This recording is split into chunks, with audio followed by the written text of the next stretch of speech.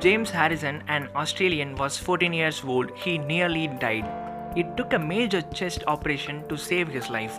The surgeons had to remove one of his lungs, allowing 2 liters of blood leave his body in the process.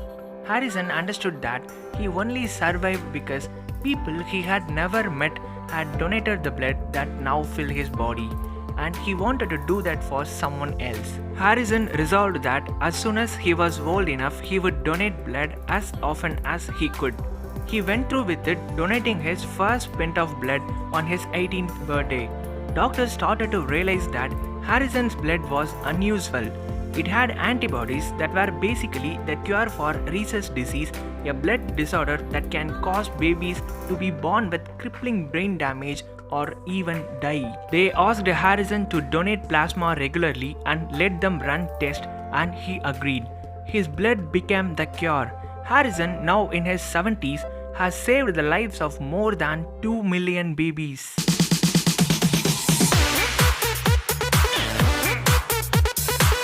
During World War II, Tsutomu Yamaguchi was an employee at Mitsubishi Heavy Industries, which required him to travel all over the country.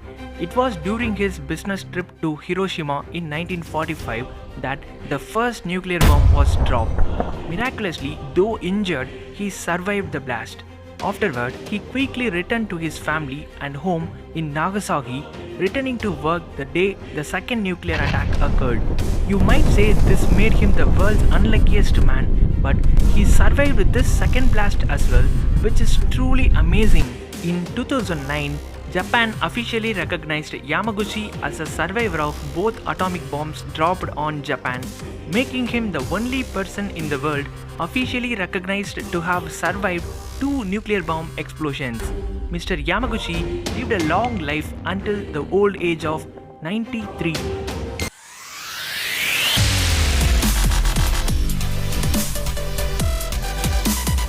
Pets are nothing less than a part of the family. They give unconditional love to their owners. Among the domesticated pets, dogs have been revealed as one of the most friendly animals. Some countries have crazy laws for the pets, and Germany is no exception. Germany has over 82 million people, which is about a quarter of the population of the United States. Yet, it is just 3.7% the size of the US. This means that Germany has lots of people crammed in very limited space. One of the consequences of having too many people in a small space is noise. Lots of noise. To counteract this, Germany introduced Ruhezeit. Ruhezeit, meaning rest time, determines certain times of the day when people are expected to not make noise.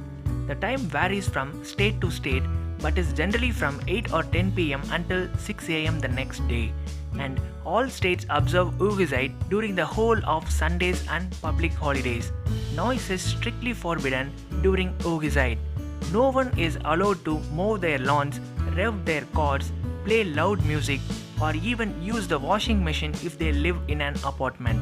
Germany went to the extent of making laws for animals to tackle this problem. When a man complained that his neighbor's dog barked too much, the court ruled that the dog should not bark for more than 30 minutes a day.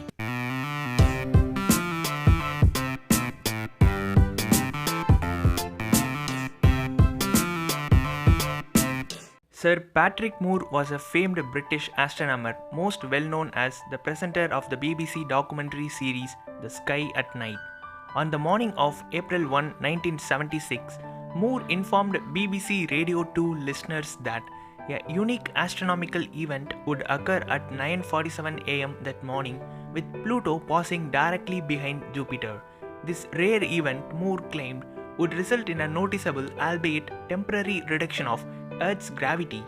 Moore insisted that anyone who jumped in the air at precisely 9:47 am would experience a strange floating sensation. The BBC was later flooded with calls from listeners claiming to have experienced the effects of that astronomical event, with reports of people and furniture floating around rooms.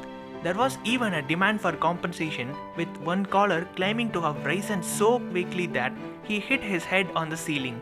But in the end, Patrick shocked everyone by saying it was just an April Fool's prank.